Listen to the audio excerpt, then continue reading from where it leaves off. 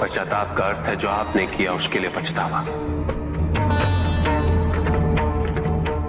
यदि आप चोरी करते हैं तो आप चोरी के लिए पछता लेते, आप हिंसा करते हैं तो आप हिंसा के लिए पछता लेते।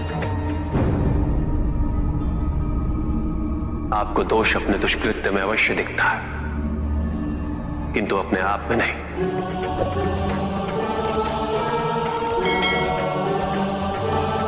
क्योंकि दोष आप अपने से बाहर ढूंढते हैं, उसके कारण अपने से पृथक करके देखना चाहते हैं।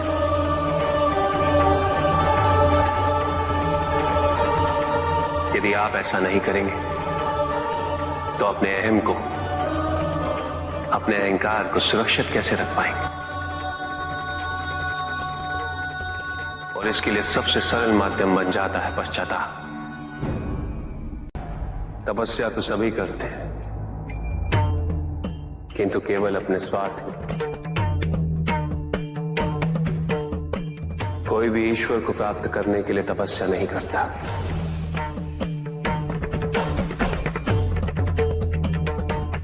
कोई भी तपस्या इसलिए नहीं करता कि उसकी भक्ति उसके आराध्य तक पहुंच जाए।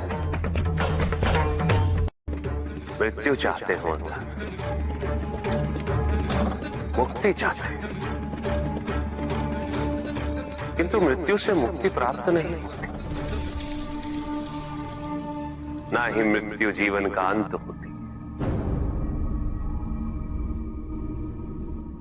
सृष्टि ही जीवन, प्रकाश ही जीवन। और यदि जब हम नेत्र खोले और हमें प्रकाश की अनुभूति ना हो, तो इसका यह अर्थ नहीं कि प्रकाश कहीं नहीं। प्रकाश है। आवश्यकता है तो अपने नेत्र खोलकर अंधकार के परे दे दे। यदि इस संसार में उन्नति तभी संभव है जब इस संसार में समानता हो, बराबरी। यदि कोई सर्वशक्तिशाली ही नहीं रहेगा तो कोई निर्बल नहीं होगा। यदि कोई बड़ा नहीं होगा तो कोई छोटा ही नहीं रह पाएगा। शक्ति के इस संतुलन को संतुलित रखना अनिवार्य है, क्योंकि ईर्ष्यापूर्ण प्रवृत्ति व्यक्तिगत होती, वो केवल अपने स्वार्थ, अपने उद्धार तक ही सीमित रहती। ईर्ष्या ही वो विष है जो व्यक्ति के हृदय में ना हारने की महत्वाकांक्षा को जन्म देती। जीतने की इस व्यवस्था से ग्रसित मनुष्य धर्म अधर्म, न्याय अन्याय, उचित अनुचित का ज्ञान भूल जाता है।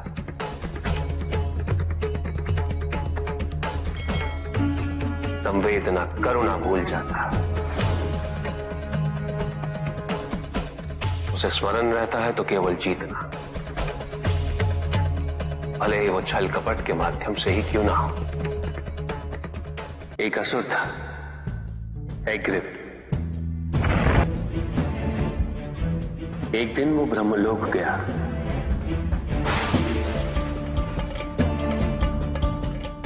और बड़ी चालाकी से उसने ब्रह्मदेव से चारों वेद प्राप्त कर लिए।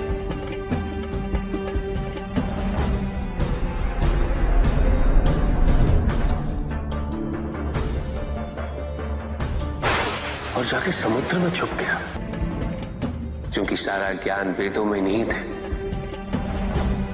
इसीलिए संसार से सारा ज्ञान चला गया। जब अज्ञानता का अंधकार फैलता है तो अधर्म बढ़ने लगता है। भगवान विष्णु सब देख रहे थे। उन्हें ज्ञान था कि शीघ्र पृथ्वी लोक पर प्रलय आने वाला है। एग्रिप के साथ चारों वेद भी लुप्त होने का भय था। ब्रह्मदेव सृजन करता है। वेदों के अभाव में पुनर्जन्म की प्रक्रिया को पुनर्स्थापित करना अत्यंत कठिन।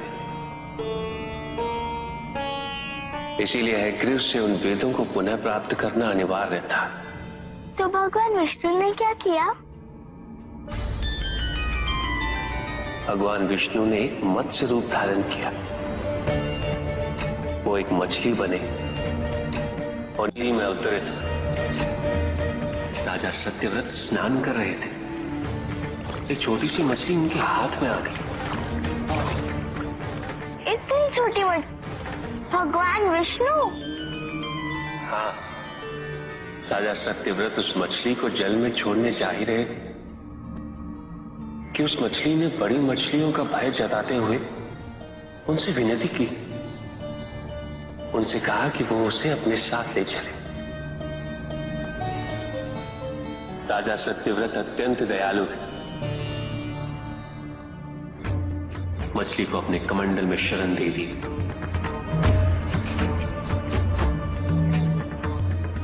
और अपने महल में ले गए।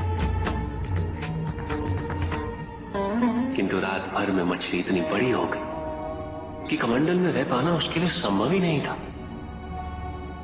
और उसका बड़ा आकार देखने के पश्चात राजा सत्यव्रत ने उसे कमंडल में से निकालकर एक मटके में डाल दिया। मटके में डालने के पश्चात उसका आकार पुनः बड़ा हो गया। तो राजा सत्यव्रत ने उसे मटके में से निकालकर एक सरोवर में रख दिया।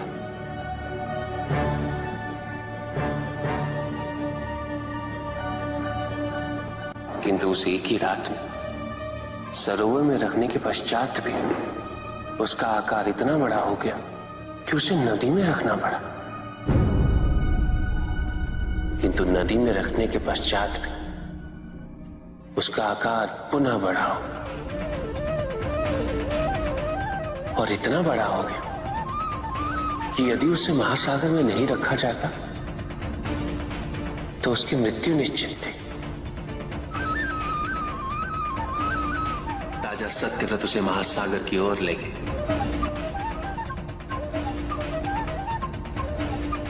क्योंकि राजा सत्यव्रत तपस्वी थे, ज्ञानी थे,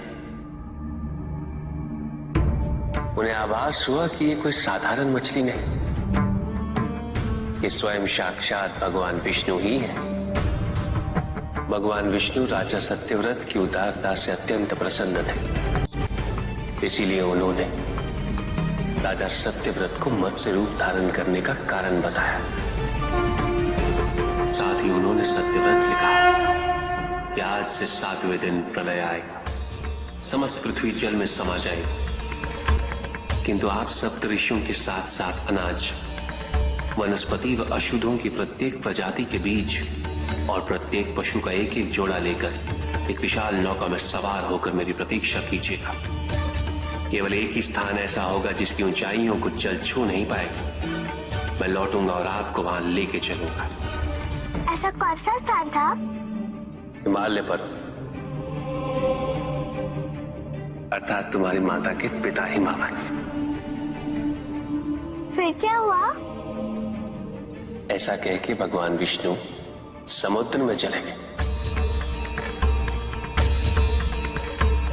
और अपने मत्स्य रूप में उन्होंने हैग्रीव को ढूंढ निकाला। उस दुष्ट का वध करके वेदों को पुनः प्राप्त कर लिया। तो क्या प्रलय आया? हाँ, ठीक 7वें दिन।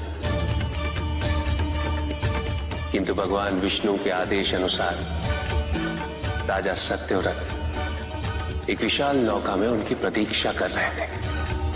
तभी विष्णु जी एक सींग वाली विशाल स्वर्ण मत्स्य रूप में प्रकट हुए। नौका को मत्स्य से बांधते हेतु सर्पराज वासुकी का प्रयोग किया गया और विष्णु जी ने अपने वचन अनुसार उन सबको हिमालय तक सुरक्षित पहुंचाया, ताकि प्रलय के पश्चात वेदों के आधार पर संसार पुनः बसाया जा सके।